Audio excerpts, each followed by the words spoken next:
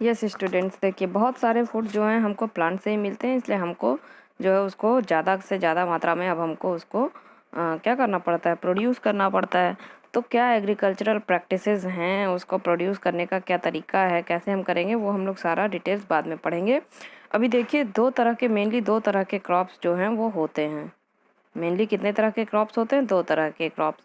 एक होता है खरीफ क्रॉप्स, एक होता है रबी क्रॉप्स। ठीक है, खरीफ क्रॉप्स में आते हैं आपके पैडी, मेज़, ठीक है, मतलब चावल, मक्का, ये सब जो बारिश के मौसम में बोए जाते हैं, जो इस मौसम में बोए जाते हैं। ठीक है, अभी बारिश का मौसम चल रहा है ना, मतलब जून से अक्टूबर के मौसम में बोए जाते हैं। ठीक है, और क्योंकि वो वेस्टर्न मानसून पे डिपेंड करते हैं, उनको पानी बहुत ज़्यादा चाहिए, इसलिए वो वेस्टर्न मानसून पे डिपेंड करते हैं। इसीलिए वो ऐसे महीने में बोए जाते हैं कि बारिश हो तो उनको मिल जाए ज़्यादा से ज़्यादा पानी। ठीक है, और दूसरा जो रबी क्रॉप होता है वो होता है वीट, ग्राम, बार्ले।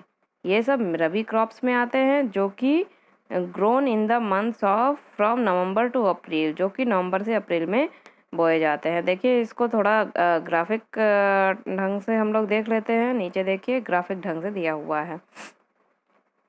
देखिए खरीफ क्रॉप, ठीक है, सीज़न रेनी सीज़न में बोया जाता है। टाइम पीरियड कब है? जून टू अक्टूबर। इसमें बहुत सारे क्वेश्चंस बनते हैं।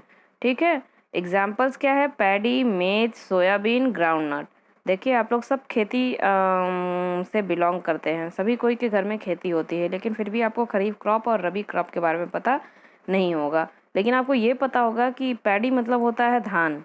ठीक है, धान और मक्का, सोयाबीन और ग्राउंडनट, ये सब जिसके घर में बोया जाता होगा ये जानता होगा कि इसको सब हम जून से अक्टूबर के बीच में ही बोते हैं। या तो जून में बो देंगे या तो जुलाई में बो देंगे, ताकि इनको पानी ज़्यादा से ज़्यादा मात्रा में मिल जाए, और अक्टूबर में इसकी कटाई होती है। राइट, ऐसा ही होता है ना।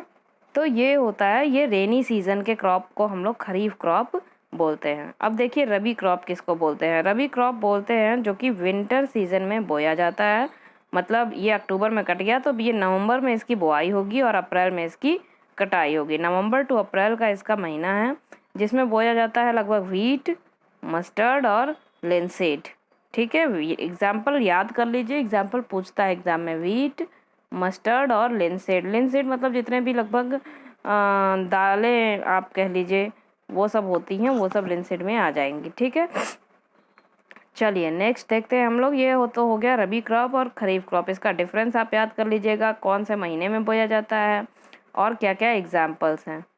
ठीक, ये आप ज़रूर याद कर लीजिएगा। चलिए देखते हैं अब various practices, agricultural practices required for growing crops.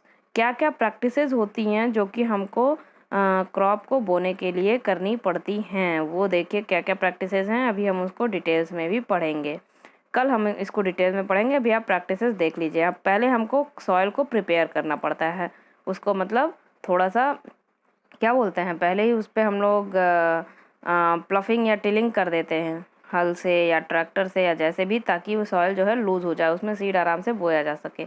तो उसको बोलते हैं प्रिपरेशन ऑफ सॉइल। दूसरा सोइंग ऑफ सीड, जब सॉइल प्रिपेयर हो जाएगा तब हम उसमें सीड को लगा देंगे, सोइंग ऑफ सीड।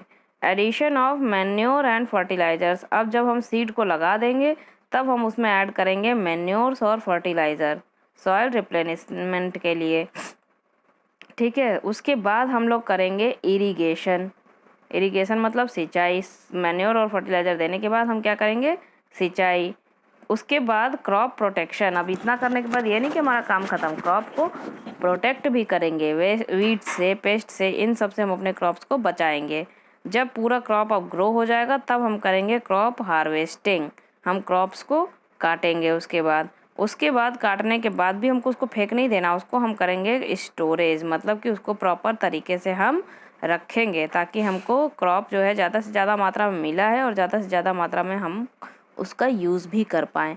तो ये सारे जो हैं चीज़ें ये एग्रीकल्चरल प्रैक्टिसेस में आते हैं, ये आपको पूरा करना है। ठीक है स्टूडेंट्स, आज के लिए इतना ही। चलिए अब हम लोग बाकी का कल देखेंगे। ठीक है, थैंक यू।